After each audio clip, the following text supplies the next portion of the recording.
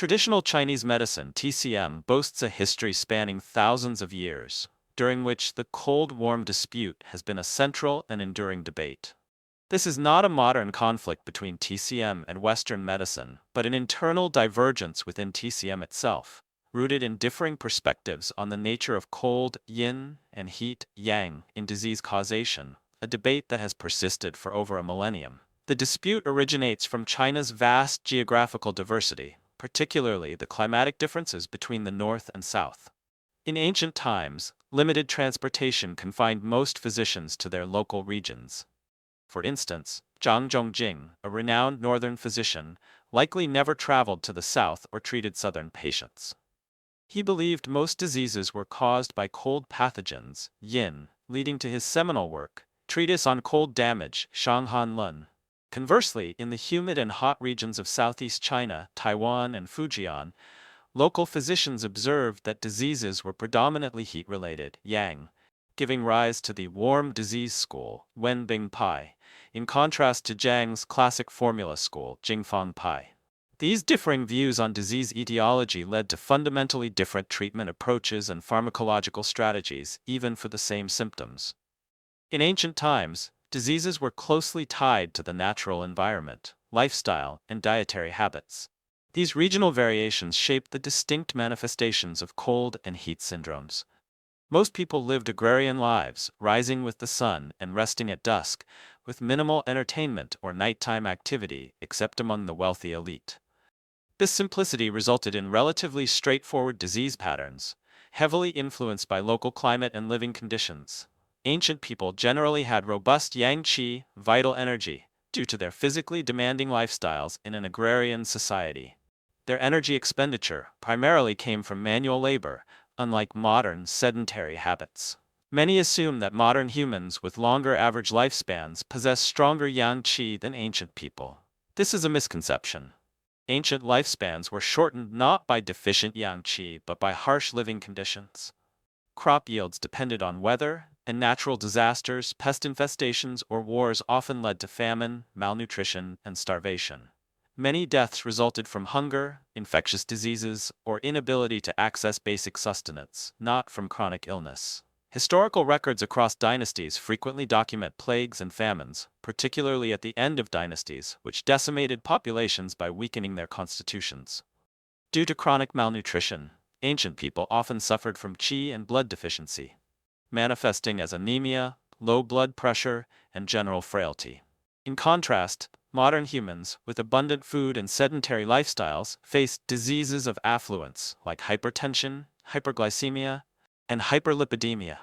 Infectious diseases, once catastrophic due to scarce medical resources, are now manageable with modern treatments, significantly reducing mortality. Thus, increased lifespans today owe more to medical advancements and improved nutrition than to enhanced yang qi. Comparing modern and ancient lifespans is flawed. Ancient China was plagued by frequent wars, causing widespread famine and death every few decades, drastically lowering average lifespans. Modern lifespan statistics, starting from post-1949 generations, our grandparents and parents, reflect a more stable, peaceful era. These generations consumed natural, unprocessed foods, used fewer antibiotics or synthetic supplements, and often lived to their 80s or 90s, a reasonable outcome. However, claiming human lifespans have truly extended requires examining whether disease onset has been delayed. Are cancers, hypertension, or diabetes appearing later in life? If these conditions are trending younger, future lifespan statistics, 10, 20, or 50 years from now, may decline. The increasing incidence of diseases like malignant tumors among younger populations raises concerns about whether our generation or the next will match our predecessors' longevity. The outlook is not optimistic. The rising prevalence of chronic and complex diseases underscores the importance of understanding medicine. The core value of studying TCM or health principles lies in answering critical questions. What causes weakness and illness? What are the true origins of intractable diseases, malignant tumors, or conditions deemed incurable by modern medicine? How can we prevent them? By grasping these principles, we can guide our families and children away from medical misconceptions and preventable health pitfalls. The greatest societal issue today is a widespread misunderstanding of health and disease. While natural climates have not changed drastically, northern and southern China still differ in temperature and humidity. Our health has been profoundly altered by lifestyle and environmental shifts driven by technological advancements. Among these, the invention of electricity and household appliances, particularly refrigerators and air conditioners, has had the most significant impact on human health and yang qi. In my childhood, air conditioning was rare. We relied on electric fans or sought shade under trees with handheld fans, as I did growing up with my grandparents in rural areas. The diseases prevalent then were markedly different from those today. Modern northerners, with air conditioning, live in near constant temperatures year-round, often cooler than natural climates. Summer, when yang qi should peak through sweating and expelling dampness, is spent in air-conditioned rooms, increasing susceptibility to cold pathogens. In the south, naturally hot and humid, air conditioning has created an artificially cold environment, ironically making southerners' constitutions even colder than those in the north. Human bodies, adapted to local climates over generations, cannot fully adjust to such drastic changes within 1 or 2 generations. This mismatch disrupts yang qi and exacerbates cold-related conditions. I once recommended Dr. Li Ke, a renowned TCM physician from Shaanxi, northern China. One of the few masters with both profound knowledge and extensive clinical experience, Dr. Li treated countless patients, including those deemed terminally ill by hospitals, saving many lives over his career. When he practiced in Guangzhou, a southern city, he encountered a patient population unlike any he had treated before, much like Zhang Zhongjing, who never ventured south. After examining southern patients, Dr. Li reached a striking conclusion. Southerners' constitutions were colder than northerners. Among thousands of patients, he found no cases of true heat syndromes or constitutions. Heat-related conditions were virtually non-existent. This observation highlights a pervasive issue.